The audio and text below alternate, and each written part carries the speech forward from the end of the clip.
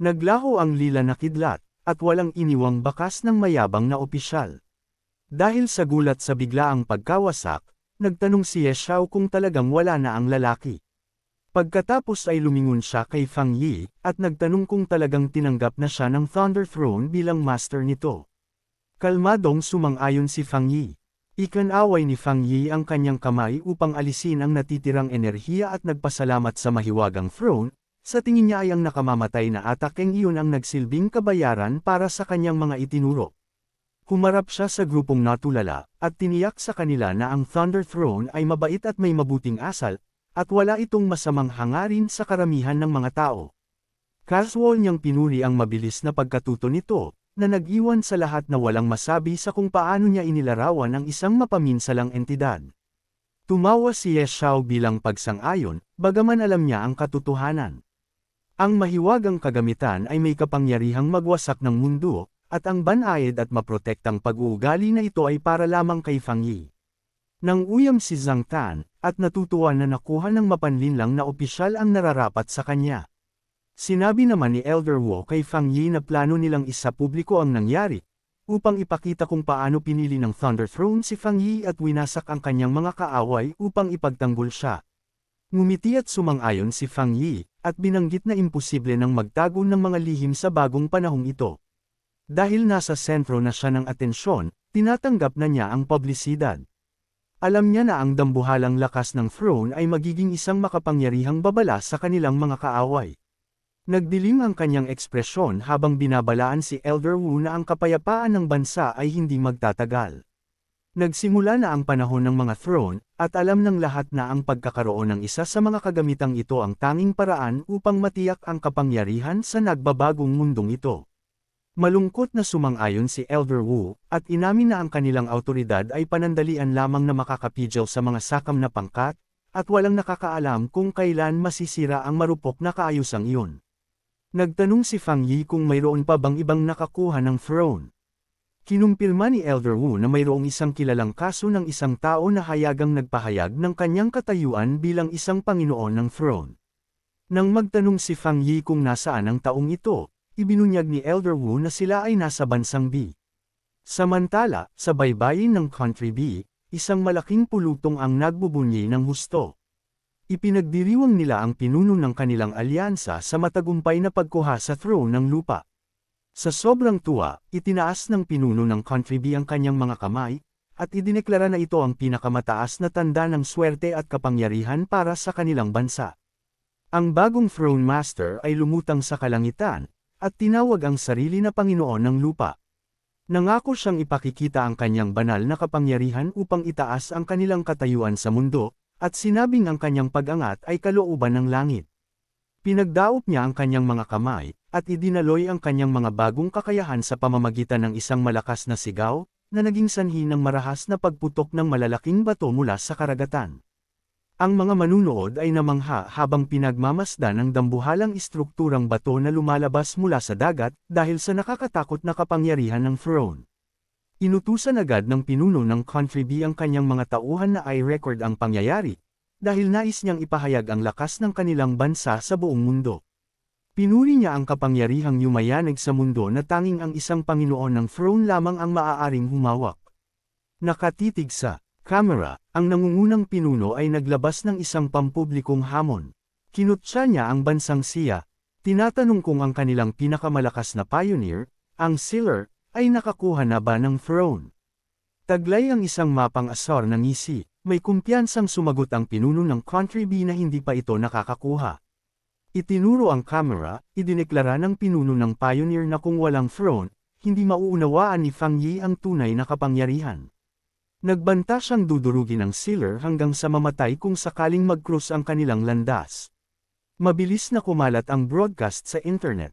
Ang mga komento ay napuno ng mga dayuhang manunood na kinukutya ang bansang Xia dahil sa kabigwang makakuha ng kahit isang throne. Minaliit nila ang Sealer bilang isang impostor, at idineklara na ang bansang B na ngayon ang pandaigdigang superpower at ang bansang Xia ay wala ng saysay. Balik sa opisina, nagreklamo si Su Qingying tungkol sa biglaang kayabangan ng bansang B. Nagtataka siya kung nakalimutan na ba nila kung gaano kadaling nilipol ng Sealer ang isa sa kanilang mga elite na koponan noong nakaraan. Habang tinitingnan ng mga negatibong reaksyon, binanggit ng punong opisyal na ang pampublikong anunsyo ay hindi ang pinakamalalang bahagi. Ipinaliwanag niya na ginagamit nila ang opinyon ng publiko upang magmukhang mahina at madaling atakihin ang bansang Sia dahil lamang sa kawalan nila ng opisyal na Panginoon ng throne. Ipinagtanggol ni Su Qingying si Fang Yi, at itinuro na ang kanyang lakas sa pakikipaglaban ay higit pa sa sapat upang harapin ang lahat ng kanilang panloob na banta, kahit na walang mahiwagang kagamitan. Nang uyam ang punong opisyal, at sinabing ang mga hanggal na tao sa bansang B ay hinding-hindi maniniwala sa katotohanan kahit anong mangyari. Ang dalawang Panginoon ng throne na kasalukuyang nasa bansang Sia ay sa katunayan ay ang espiritual na alaga ng Sealer at ang kanyang estudyante. Sa parehong pagkakataon, isang nakakasilaw na haligi ng gintong liwanag ang suminag sa kalangitan mula sa vilya ng pamilya Fang. Sa loob, si Fang Yi ay malalim na nagninilay, nakatuon sa kanyang makapangyarihang teknik sa cultivation. Naramdaman niya ang isang pamilyar na pakiramdam na dumadaloy sa kanya, na hudyat ng isang paparating na breakthrough. Ang kanyang enerhiya ay umaalingaw sa isang sinaunang kapangyarihan na katulad ng madilim na agos, na gumagabay sa kanyang lakas. Ang malaking konsentrasyon ng kanyang espiritual na enerhiya ay lumikha ng isang sinag ng liwanag na tumagos sa mga ulap, at bumuo ng isang umiikot na vortex sa ibabaw ng lungsod. Nag-trigger ng gulat ang mga alarma sa sentro ng pagmamanman. Iniulat ng isang staff na ang espiritual na enerhiya sa lungsod ay lumampas na sa kanilang mga limitasyon na maaaring sukatin. Nang suriin ang lokasyon, na-realize nila na ang anomalya ay nagmumula ng direkta sa bahay ng Sealer, habang ang langit ay bumabaluktot sa paligid ng kanyang enerhiya. Ibinalita ni Su Qingying nang may gulat na sinusubukan ni Fang Yi na lumipat sa susunod na antas, na nag-iwan sa mga opisyal na tulala.